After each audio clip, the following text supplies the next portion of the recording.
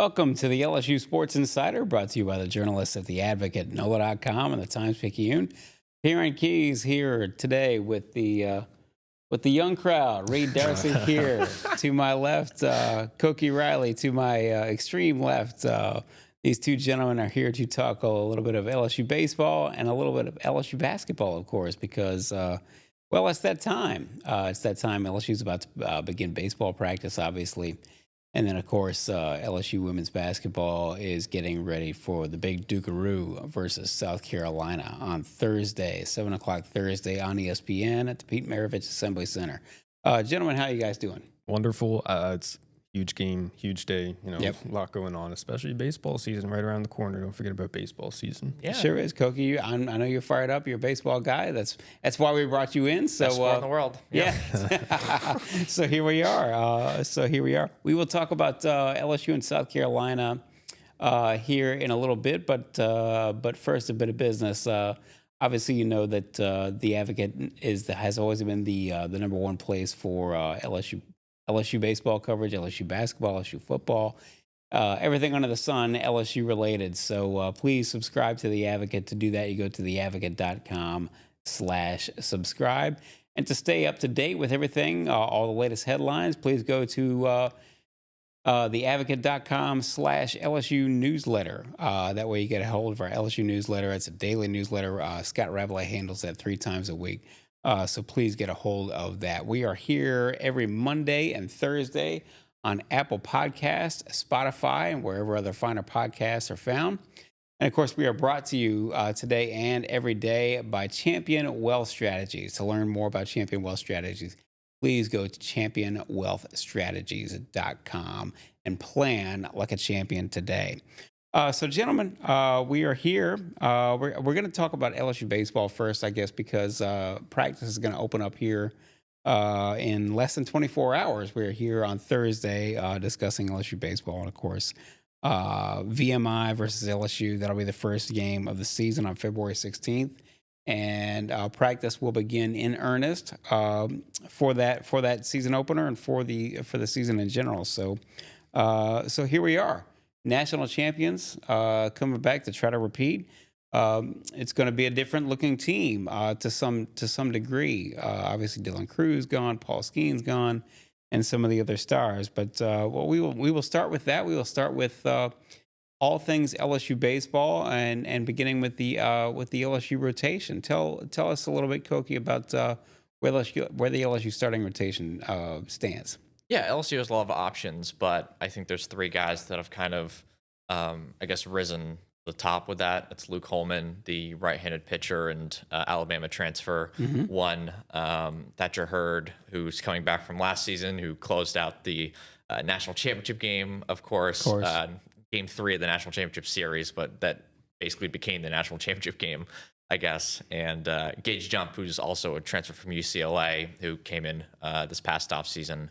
Left-handed pitcher, missed the last year and a half roughly due to Tommy John surgery, but got the pitch throughout the entire fall because he had that long, recovery timeline. So, I think those 3 guys have kind of risen to the top. Johnson's been very enthusiastic about Jump in particular. And when you look at Holman, it's hard to argue that he shouldn't be in the rotation since he was one of the best pitchers in the SEC last year as well. So I think those 3 guys have sort of, I would be surprised if those aren't the 3 guys to be in the starting rotation at the start of the year. So tell us a little bit more about Holman and tell us a little bit about Jump. We obviously assume that Thatcher Hurd must have played a role, or for that matter, Jay Johnson's relationship with some of these Pac-12 guys must have had a role to play in getting him here to Baton Rouge. Yeah, and it probably didn't help that Thatcher and Jump played together for a season, the season that Jump eventually got hurt. So you can tell that they have at least some sort of relationship there. We're going to see to what extent, obviously, as we go throughout the season. But yeah, I think those 2 guys are definitely going to be big parts of the rotation for them. Jump's a left-handed pitcher, obviously, so he kind of gives them a slightly different look from the starter role. And we'll get later. We can talk a little bit about how many lefties they actually have in general, which is a lot. And then with Holman, I mean, like mid 3, low 3 ERA last season at Alabama was probably their best starting pitcher. And talented guy from the right-handed side, probably going to be a top 2 or 3 round pick. So there's a lot to look forward to when it comes to LSU's rotation. They just have a lot of options. It's those 3 guys rise to the top. A lot of it's because of their resumes and their experience and their stuff. But they have a lot of guys who could start in any other rotation, like a guy like Griffin Herring, a guy like Nate Ackenhausen, even Cam Johnson, who throws 97 from the left side, and he's just a freshman. So just a lot of options for this team. Speaking of which, it's as you know, and as many LSU baseball fans know, it's actually fairly rare that the starting weekend rotation at the beginning of the season winds up being the same starting rotation at the end of the season. To that end, you mentioned Nate Ackenhausen, who obviously played a huge role in LSU's run to the national championship in May and June. But just go through some of the better options, either in the for now, coming out of the bullpen, and potentially, being starting pitchers should something happen to these other 3 or 4 guys. Yeah, I mean, they have a guy like Griffin Herring who technically didn't start during their College World Series run, but kind of did at the same time. What was it, like 4 or 5 innings against Wake Forest? He pitched excellently, and Nate Ackenhausen did start against Tennessee, and that was the first their 3 wins in 3-day run. And I mean, again, like when you bring guys like that back, you expect them to be weekend starters, and because of what they've added from the transfer portal, that's not going to be the case, or at least the start of the season, as you said. But they're excellent options, and Jay Johnson told me like he would trust those guys with his life, and I mean, he's already shown that literally the College World Series, so that makes sense to me. And they just have a lot of other options. I don't think Gavin Guidry will ever be like a starting option for them, because I can't really see him going more than like 2 or 3 innings, honestly. But he was obviously a top reliever for them last year. He's coming back. He'll also do some infield work and be like a pinch runner, pinch hitter sort of option for them. At least this is what Johnson told me.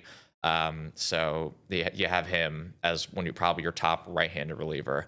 You have Cam Johnson, who I mentioned. You have Justin Lohr, who's a left-handed pitcher, transferred from Xavier. He had like I want to say like low 2, mid 2 ERA last season. He was really excellent for them in the Big East. And yeah, there's just a lot of different options like that. Jay Johnson's very high on a guy like Aiden Moffitt, who didn't pitch a lot last season at all, but in the little that he did pitch, thrown up to 95 miles an hour. Seems like he's a pretty talented kid. Christian Little comes back from last year's team. There's just a lot of options. Cade Anderson, another left-handed freshman.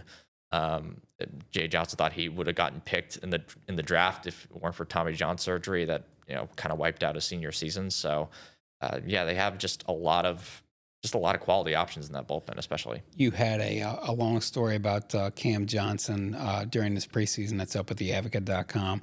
Tell for those who don't know much about him, tell us a little bit about what Cam Johnson, why he's such a highly regarded prospect. There's quite a few reasons, and one, like Cam Johnson, he's a 6'4" left-handed pitcher, kind of has that intimidating mound presence and that that length to make the ball, that sort of deception where the ball's coming in faster than it looks. And the ball's already coming in fast. It's coming in at 95, 96, 97 miles an hour. And that's just really rare to see from the left side, especially from a freshman. And that's why he was regarded as probably the best freshman not to sign with an MLB team in the draft. A perfect game as him as number 1 freshman coming into this season.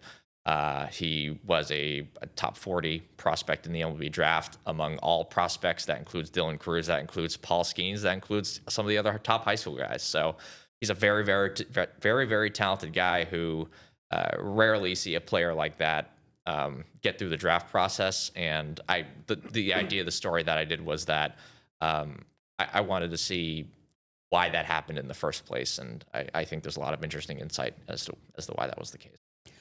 And while we're on the bullpen, Koki, you were at Jay Johnson's visit to the Rotary Club yesterday, from what I understand. And, yes. I saw Jay told a pretty funny story. Would you like to share that story? Yeah. So last season, I mean, if a lot of LSU fans probably remember this. LSU blew a 9-run lead to Mississippi State to lose that series, lose back-to-back SEC series. I mean, Mississippi State was not a very good team last year. They missed the SEC tournament altogether. And some fan, someone at least, put a for sale sign up on Jay Johnson's front yard, which is pretty insane. Pretty insane. That's unhinged, I'd say. Jay didn't make a big deal out of it. He just threw it away and didn't really think about the incident again. But I guess he sort of brought it up during the Rotary Club meeting yesterday and said it was kind of a missed opportunity for him, because if he had kept the sign and after they'd won the College World Series and gotten back from Omaha, he could have signed it and gave it back to the guy who put it on his front yard in the first place. So just a kind of funny and quirky story. It's indicative, though, of LSU's. I've often said it's very difficult to explain this to somebody who's not from Louisiana, because everywhere else in the United States, college basketball is the number 2 sport on a given campus, and it's number 2, with a bullet. Here at LSU baseball is such a big deal that it's number 2, and sometimes it's number 1, depending on the year, certain segment of the fan base that you're talking about. It's just interesting. I don't know of any other place that would be so fired up about LSU baseball or their specific schools baseball program that would be so fired up that they would be bothering with putting up a for sale sign on the coach's yard. Koki, you were in Omaha. I mean, you saw it, over the summer. That place turned into Baton Rouge. And the reason I brought up, that story from Jay, the for sale sign, the reason they lost the Mississippi State series was the bullpen, right? Blowing that lead, the bullpen at one point last year, it was a big issue, and they sort of solved it. So given the depth of the team this year, would you say that the bullpen might be the biggest difference, from last year to this year, or what's different about that part of the team? On paper, yes. At the very least, on paper, the bullpen is just a lot deeper than last year's team. And I will say, I think at least personally, a lot of the success that they had in Omaha was the fact that they had a lot of pitchers who were fly ball pitchers. And in Omaha, that's a big ballpark, especially when the wind's blowing in. Yep. It bounced down a lot of those fly balls, and it just played into a lot of the guys that they have in Ackenhausen and Herring, especially Ty Floyd. And you saw that with all the strikeouts that he had. Floyd obviously got better, and his stuff was incredible in that game 1, but it also helped that he throws a lot of high fastballs, forcing fly balls that were inevitably caught. But yeah, like I think they're going to give up some runs at some points during the year, just because, again, the SEC, it's a lot of small parks, a lot of home runs. You saw that with the success of not just LSU, but a lot of other teams in the SEC. So I think the key to this season is their offense has to still be a really good unit, because it's hard to survive in the SEC if you don't have that.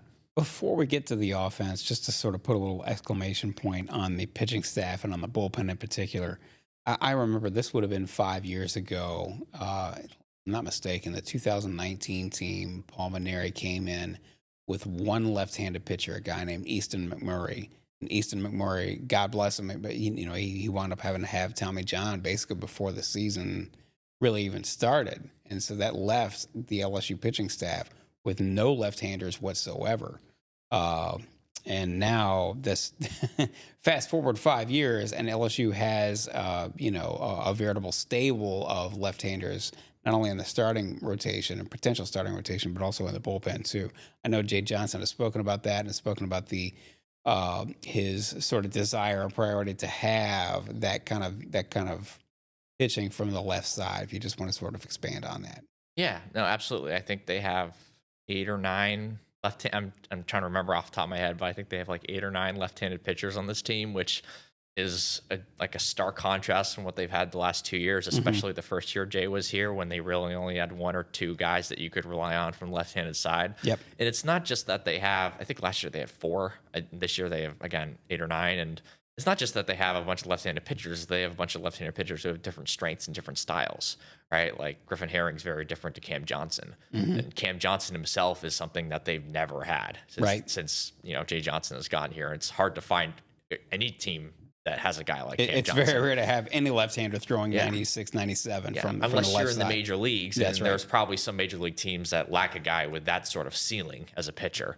And so, like when you have that many left-handed options, it's almost like they almost lack right-handed options. They have so many left-handed options on this team. So it's really remarkable. I mean, I mentioned Kate Anderson. I mentioned Justin Lohr. Even DJ Primo, who was a guy who redshirted last season, a guy who Jay Johnson's been pretty high on heading into this year. He's another left-handed option. It's just a lot. They just have a lot of lefties, and it's going to be really interesting to see how they sort of mix and match all these guys and how they deploy all these different options. So speaking of different options, LSU has made, and Jay Johnson has made a concerted effort to try to get his best guys on the field, whether that's on the mound or just elsewhere in the field. You've had several stories about this, but just take us through the lineup a little bit, specifically as it relates to changes position to position. I'm thinking first certainly about a Pearson going to second base. But we'll go from there. I'll let you just sort of go from there. It's probably easiest if we just go position by position. Mm-hmm.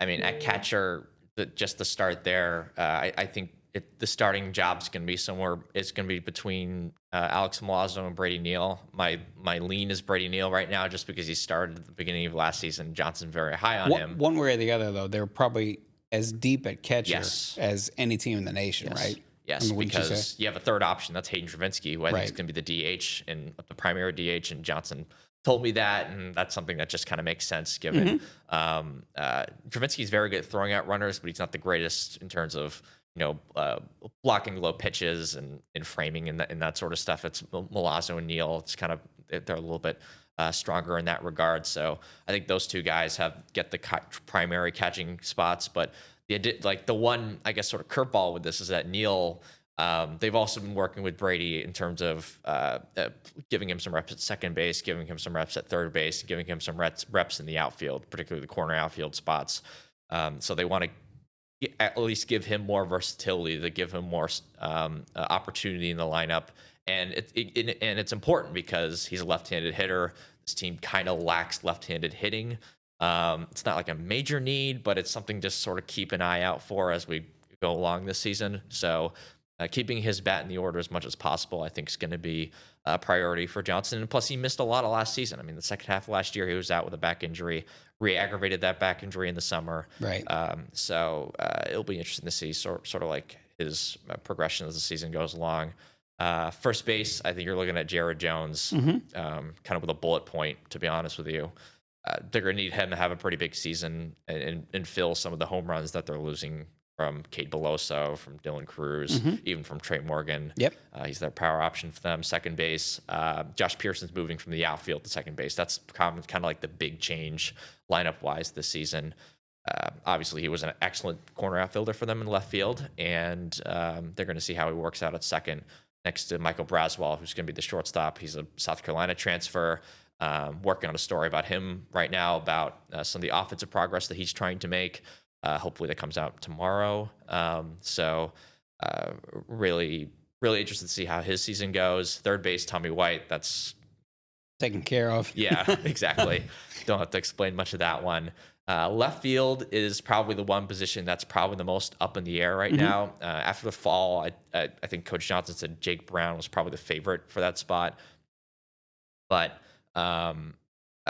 Zeb Ruddle, who redshirted last season, is another option for them. He's another left-handed hitter. Jake Brown's a left-handed hitter. He's also a left-handed pitcher. So if we're talking about that theme of versatility, right? Yes. They have a guy in Brown who can also play first base. He can play corner outfield. He's a left-handed pitcher. He's only a freshman as well. And then Ethan Fry, who's an option for them at DH, and he's probably the fourth string catcher and can play all the outfield spots. He's a guy who can play out there as well, potentially. Center field's probably going to be Mac Bingham, Arizona transfer. Obviously, the Jay Johnson connection with Arizona. Center fielder, good defender, hit 360 last season. And then in right field, you're probably looking at Paxton Kling, who's the athleticism to play center field and played a lot at the beginning of last year. Didn't play as much toward the end, but is definitely another one of those guys who they need to step up and play really well this season. Another player who was very, very highly regarded coming in Yes. As a freshman. So a lot of changes for the LSU lineup, but certainly they've got guys, for lack of a better way to put it. So anything before we close out and turn our attention to women's basketball, anything that stands out to you, anything you're looking for specifically as LSU begins practice here in less than 24 hours? Yeah, no, I hit on more or less everything. I gotta say, I think we more or less hit on everything. We went up and down a lot. We did. Yeah, it's gonna be really interesting to see, especially how the bullpen shakes out. And yeah, if you have any questions, I have one burning question if we have time. Dylan Cruz, obviously center field. You lose Dylan Cruz, you can't replace him at all. But in the podcast that you did with Jay Johnson, I thought he said something interesting when he said last season Cruz was responsible for about 3 runs a game or something like that. So I was curious, like, was Jay, when he said that, was he like estimating or was he, exaggerating, or do they have like an actual number that quantifies that? I think that was probably a slight exaggeration. Yeah. It probably felt like he's worth 3 runs a game, and there are probably games where he was worth more than 3 runs a game. That was probably more of a guess. I guess the best way to put that was like a guesstimate. Yeah. Okay. And maybe a slight overreaction. But I do think, like, having Tommy and Dylan next to each other or near each other in the order had kind of like a knock-on effect, right? When you have 2 hitters who are that good in your lineup, it's kind of like the David Ortiz and Manny Ramirez, that back-to-back combo, or Alex Rodriguez and Derek Jeter even, so where you have 2 players who are just that good in the middle or the top of your order. They just sort of build on each other, and you're always a step ahead when it comes to your offense. So that's gonna be interesting to see, like, who kind of fills into that spot next to Tommy this season. Whatever Tommy White hit when Dylan Cruz was on base, it was some astronomical number. I don't remember the exact number, but that's that fact is going to be hard to replace. Particularly if whoever's batting ahead of Tommy White, they're not going to get on base as often as Dylan Cruz did, because Dylan Cruz is exceptional. Right. Right. So. Yep. Exactly. This is the LSU Sports Insider, brought to you by the journalists at The Advocate, NOLA.com, and the Times-Picayune. You know where to find all our writers' great work. That's at theadvocate.com. Please subscribe. To do that, you go to theadvocate.com/subscribe. Stay up to date with everything. That's LSU women's basketball, LSU men's basketball, obviously LSU baseball, and LSU football is going to be entering spring practice here before long. LSU softball, LSU gymnastics, we cover it all. So please stay up to date. To do that, you go to the advocate.com/LSU newsletter to sign up. That's a daily newsletter. Scott Ravelet handles that 3 times a week. Again, the advocate.com/LSU newsletter. We are here live every Monday and Thursday on all our social channels, specifically our YouTube channel, LSU Tigers on NOLA.com. Please subscribe there. If you don't catch us live on those channels or on that YouTube channel, you can always catch us after the fact. So please subscribe there.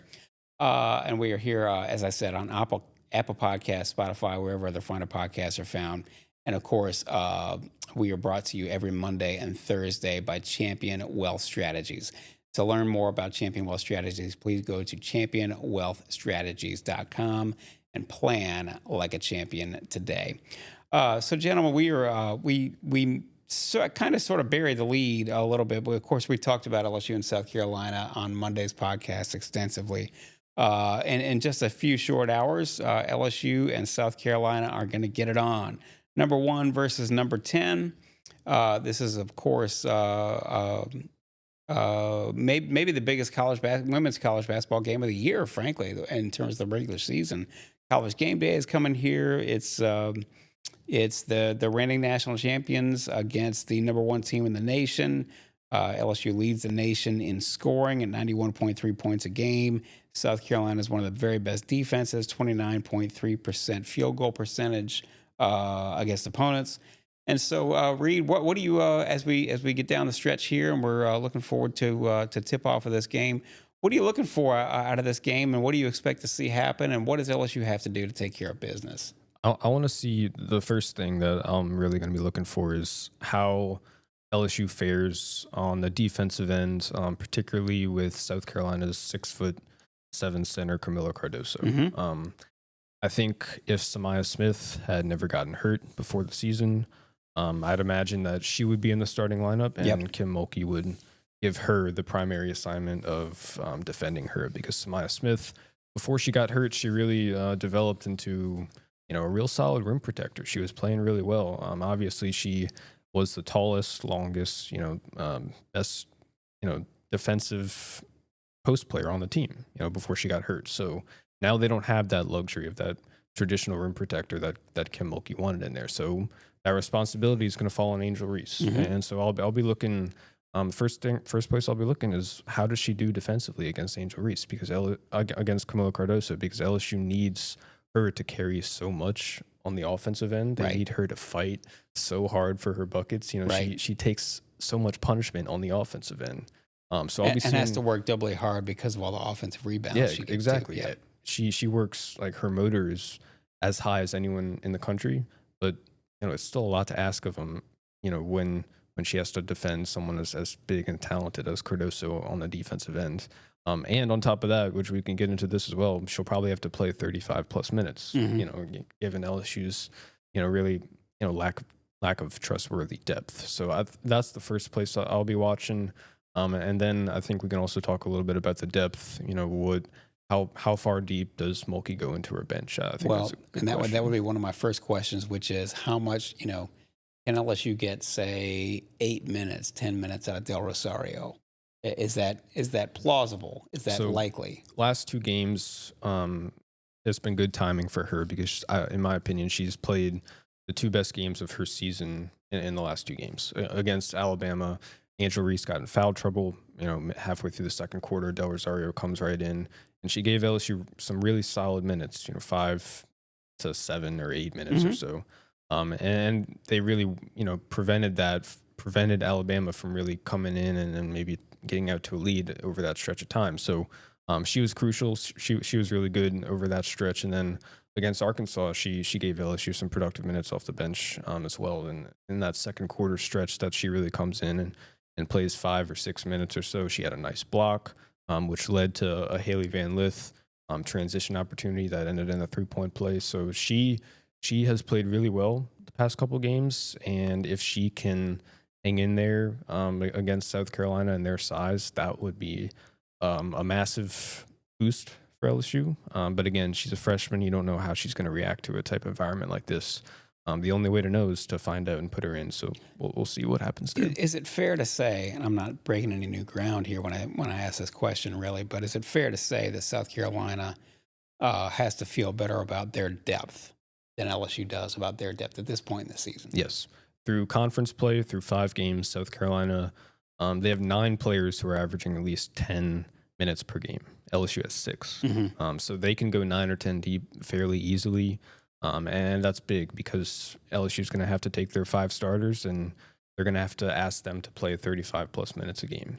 So say in the event that, it comes down to a close score, down the stretch, last half of the fourth quarter, how tired are your legs going to be? Yeah. In that last stretch of the game, and can you close it out if you need to close it out, or are you going to battle fatigue? So that's another big concern. I think Kim Mulkey can really only trust 6, maybe 7 players off the bench. That's just the way the roster shook out this year. So that's another concern for LSU, and that's another thing that they're going to have to overcome to pull off an upset. Tell us about backcourt play, specifically Flau'jae and Haley Van Lith. Haley, I don't want to speak for you, but it seemed to me like Haley Van Lith maybe played her best game as an LSU Tiger in the Tigers' most recent win over Arkansas. How big how big are they going to have to come up, Flau'jae and Haley Van Lith, in this game? Flau'jae more so on the defensive end. I think the role that has kind of shaken out for her this year is that she's that primary defensive stopper that Kim Mulkey was looking for at the end of the year, at the start of the year. Last year, that was Alexis Morris. This year, it's probably going to be Flau'jae. She's going to have to guard who I'd imagine would be Tahina Paopao, South Carolina's top, their point guard, their top backcourt scorer. So I think, Flage's a really good defender. We obviously saw her work against Aaliyah Nye in the Alabama game. Did a great job against her. I think it was in the first half and in the second half. Nye, she hit a lot of tough shots in the first half, but then Flage did a much better job in the second half. So Flage, her contributions come on the defensive end. She's also really good at attacking the rim, attacking closeouts on the offensive end. So LSU trusts her to give them good and solid activity.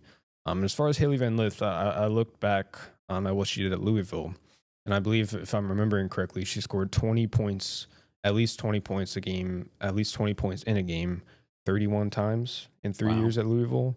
And she took at least 18 shots a game, 17 times in 3 years at Louisville. And it took her until Sunday at LSU to score both 20 points in a game and take 18 shots.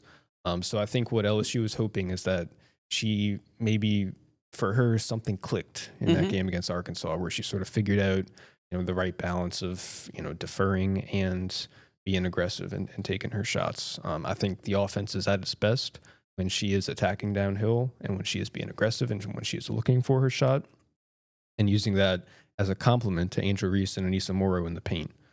So maybe, I'll be looking to see how she comes out to start the game, and we'll see. Maybe did she figure something out over the weekend against Arkansas? Did she not? I think we'll find out pretty quickly. Go ahead. Yeah, and they need that because perimeter play and perimeter scoring is something that they haven't really had for much of the season. I think it was the Auburn loss. They only took 2 3-pointers the entire game. Am I correct? Yeah, you're right. I think, and the other thing is that they have the shooting, right? Haley Van Lith, Flage, Michaela Williams, they're all really good 3-point shooters. Just the way they prefer to play, the way that Kim Mulkey has always preferred to play, is feeding the post, getting around the rim, getting to the free throw line, scoring all your points in the paint. And with all the talent you have in the backcourt, that can kind of be somewhat of a dicey situation, because you've got all this talent in the backcourt and you're attacking through the post, which is not a problem because Angel Reese and Anissa Morrow are so good, but it's still a challenging situation to figure out the right distribution of shots. And that's going to be ongoing. It's going to be something that they have to figure out throughout the season. And so we'll see the balance they try to strike tonight. So what's the right pace of play for LSU Thursday night against South Carolina? Fast. They have to play fast. They're at their best when they play fast. Kim Mulkey loves to play fast. If you just watch her on the sideline, most times when they get a stop, she's waving down the sideline, telling them to go. What are you waiting for? Go. So if they can get stops on defense and then use those stops to get out in transition and run and get easy buckets, get to the free throw line, that would be a great sign for their offense because that's the way they prefer to play. That's when their offense is at their best, when they can really get out in transition and attack. It's really the strength of the team and when they're at their best. And that really goes back to, and tell me if I'm wrong, but that really goes back to sort of what's Kim Mulkey's priority number one and what has always been priority number one, which is defense. Yes. You get to stop. That means you can start running instead of having to take the ball out and get to business. That's how they want to play. And if they're not getting stops, it becomes really challenging to play that way. So it starts on the defensive end. So what happens? Let's just play a little bit of pretend here and do some theorizing. What happens if LSU wins this game in terms of their outlook for the rest of the season? And what happens if LSU's a 9.5-point underdog? Yes. What happens if they lose this game? And what's their outlook for the rest of the season? If they lose this game, I don't think they fall very far in the poll. For what that's worth. South Carolina, they are head and shoulders the best team in the country. Yes. Undefeated 17. Well, undefeated 17-0, 5-0 in conference. Yeah. And they have, I know you're going to know this number off the top of your head, Ray. I know you had this in your story today at theadvocate.com. What's the average margin of victory they've had? 36.6 through 5 games of SEC play. Not half bad. No, pretty good. Yeah, they're beating everybody. And when you look at the numbers, it's like, your first instinct is say, oh, these numbers are so good because they haven't played anybody. Well, they have 4 ranked wins. Yeah. they beat 4 ranked teams. So it's like they are a powerhouse. They are dominant. If LSU loses this game, that doesn't really change what I think about LSU and their, what they can do this season. If if South Carolina wins, it'll be because they're the better team right now. And they might meet again. They might meet again in the SEC tournament. They might meet again in the NCAA tournament. In that sense, LSU might be a different team because they've had more time to gel. But we're going to see how close LSU is to the 4 or 5 best teams in the country from this game. How close are they right now? I think we'll find out. It's ironic because, correct me if I'm wrong, but Kim said something to this effect when they went to, of course, we all remember the Super Bowl Sunday game they played. South Carolina kind of took it to them in Columbia last year. And Kim, if I'm probably going to get this a little bit wrong, but she said something to the effect of, this is an eye opener. This is indicative of just how far ahead they are of us. Yeah. So, I guess I'll put it to you, is that should South Carolina blow these guys out? And I'm not saying they will, but should they do that, is that indicative of just where they are again at this season? And again, not necessarily an indicator of what may happen in April. My first instinct to that question is to say yes, because on paper, South Carolina's numbers are so much better. Their offensive numbers and defensive numbers are so much better. I think the defense is a real eye opener. Yeah. 29.3% opposing field goal percentage. The defense is their strong suit. If you look at their defensive rating, they're so much better. There's such a huge gap between them and the number 2 team in the country. I don't know who it is off the top of my head, but there's a big gap there. So my first instinct is to answer your question and say yes.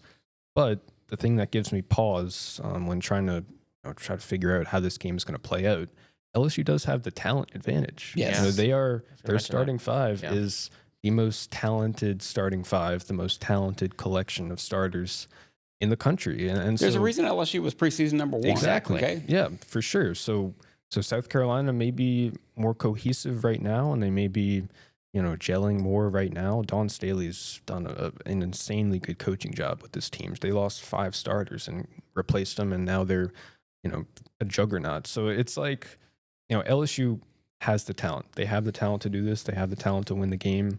It just comes down to, are they hitting their stride yet? Have they hit their stride yet? Have they figured things out yet? Have they found the right way to optimize that talent? Have they coalesced? Correct. Can Haley Van Lith be a point guard? Right. And, can some of their depth pieces step up? Like a Del Rosario and it's just a matter of getting the quote unquote all-star team to work together as a unit. And we saw that work in the Virginia Tech game, but we saw that definitely not work in the Auburn game. Yep. So which team is it? Like, that's kind of what I guess LSU fans are looking for, right? Yeah, I've had a tough time figuring out exactly what they are and who they are at this point. That has to do with a lot of players that miss time. The starters haven't played a ton together. They haven't played a whole lot. So I think they're still trying to figure themselves out. And we're going to find out tonight. Like I said, just how close they are to the very best teams in the country. LSU is a 9.5 point underdog. Over under is 149.5, depending on where you shop. But certainly this is as big a game as there has ever been in terms of women's basketball on the LSU campus, which is quite a statement considering that, of course, LSU's got a rich history in women's basketball. So we will obviously be watching with both eyes glued to our TV sets on ESPN, or if you're on the Pete Maravich Assembly Center, we'll be watching with both eyes glued to center court. I'll be there. Yeah, well, that's good. Reed certainly will be there. I don't know. I'm not sure if I'll end up making it there or not. I can fill in for you if you're out. These two will be there, as will Scott Rabelais, of course, our lead columnist. We will be there. We will have all the coverage as soon as it's over at theadvocate.com. Please subscribe to theadvocate.com, to The Advocate if you have not already, whether that's our print edition or our digital edition. To do that, you go to theadvocate.com/subscribe. You know where to find all our writers' great work, but if you don't already subscribe to The Advocate, please do so. And of course, please subscribe to our LSU newsletter, whether that's baseball, LSU women's basketball, men's basketball, football. Spring football is coming up, of course, recruiting, signing day, such as it is in February. And softball, gymnastics, all that stuff. We are there to give it all to you. So please stay up to date with our LSU newsletter. To sign up for that, you go to theadvocate.com/LSU newsletter. We are here every Monday and Thursday on all our social channels, specifically our YouTube channel, LSU Tigers on NOLA.com. Please subscribe to that YouTube channel. If you don't catch us live, you can catch us there after the fact. And if you don't catch us there, you can catch us on Apple Podcasts, Spotify, or wherever other finer podcasts are found. We are brought to you every Monday and Thursday by Champion Wealth Strategies. To learn more about Champion Wealth Strategies, please go to championwealthstrategies.com and plan like a champion today. One more thing before we go. This is something we touched on, obviously, on Monday. Reed, you were here for that. But this whole storming the court issue, of course, it was a big issue with Tulane. They stormed the court. And there was some controversy there with one of the Tulane fans coming in contact with a Memphis player on Sunday. Of course, there was the Caitlin Clark mini controversy at Ohio State after Ohio State upset Iowa. And Kim Mulkey herself actually brought this up in her pregame press conference before the South Carolina game in terms of storming the court, whether you should, whether you shouldn't. And it was very much kind of in congruence with the way you felt on Monday before this whole issue came up. Where do we stand on all that? Well, Kim Mulkey doesn't want the fans or the students to storm the court if LSU beats South Carolina because she wants them to act like the defending champions, act like you've been there before. They very much see themselves as peers with South Carolina. Mm-hmm. So I don't think they'd storm the court because it wouldn't be that huge of a surprise in their eyes. It wouldn't be that huge of an upset. So Kim Mulkey doesn't want fans to do it. She doesn't want students to do it, which I totally understand. It's just like the past week we've had a lot of these controversies, which I guess builds up to this game. It's such a huge game. Obviously, Caitlin Clark on Sunday, Tulane also on Sunday. The South Carolina men's team. They stormed the court after I couldn't tell you who they beat Kentucky. Beat Kentucky. That's right. Yep. So beat them handily too. Yeah. So South Carolina men's team, and I believe the SEC sort of unveiled like a series of fines. What their system is for fining teams for doing this. I believe first offense, schools get fined at that $100,000. Second offense, it's $250,000, and then it goes up to $500,000 and so on. So if LSU does it, they're gonna have to pay a stiff penalty. I don't think they will. But that's it's out there and it's a possibility. And it's kind of funny in contrast. I think it's the Big East where I think it's a court storming and the fine is only $5,000 which is like if everyone put $1 into a bucket, they could fix that pretty quickly. Yeah. It just means more here, baby. Yeah, I guess so. As you're leaving the court, just put $1 in a jar. Exactly, and they can fix that it right away. Yeah. But no, it's a very tricky issue, and I listened to you guys talk about it the other day, and in basketball at least, there's got to be a way to get the road team off the court and then allow students and whoever to rush the court or rush the field or whatever, and that's probably the biggest danger, right? It's the opposing players getting hurt or potentially hurt, like Caitlin Clark, or trampled by these wild college students. I'll just keep it at wild. I don't mind telling you, listen, I probably shouldn't even put this out there, but, Dawn Staley, God bless her, one of the greatest coaches of all time, she is kind of public enemy number one in terms of, opposing fans and everything like that. I'm mildly concerned about what happens, should LSU pull the upset here and beat South Carolina. She shouldn't be in that. She shouldn't have to feel like she's in danger, nor should any other coach or any other player or anything like that, any other fan storming the court or anything like that. That's why it's such a touchy issue. You want college to be, a place with passionate fan bases and, people who are into it, and you want people to have fun and not be the fun police and so on and so forth. But there is a safety measure here that's also involved, is it not? Yeah, and 99.9% of the people who want to storm the court just want to celebrate, want to have fun. Yeah. But all it takes is that one person. You never know who's out there. All it takes is that one person to really ruin the fun for everybody. So I think Kim Mulkey was asked yesterday. She said, "Do you think there should be more security? Do you think maybe schools should beef up more security?" And she kind of said, "What's that going to do? I don't think that's going to do anything." What's true? If you add 100 more security, I mean, this is a it's a hard truth to have to come to. But if you add 100 more security personnel, you're still talking about 14,000, 15,000 people in the stands. If they decide they're going to rush the court, they're going to rush the court. Yeah, there's not really much you can do. So it's a thorny issue. I think the only thing the coaches can do is sort of get out in front of it, like Kim has done this week, and sort of said, "Hey, not a good idea. Don't do it if we win." So. Yeah. And but fans are going to do what they're going to do, and even if you do beef up security, it's one security guard for every 8-9 people. Right. That's like best case scenario in terms of ratio. So it's just a tough. You're not going to stop it, so you might as well try to find ways to, I guess, like slow it down or mitigate it or make it as safe as humanly possible, and that goes for football as well. So it's there's no great solution for any of this. It is a thorny issue. We will be here to discuss it all should it happen, though. Gentlemen, it's been a pleasure. We are here. We are certainly turning the corner toward spring. Baseball is here. We're heading down the stretch for LSU women's basketball, men's basketball, and all that other stuff.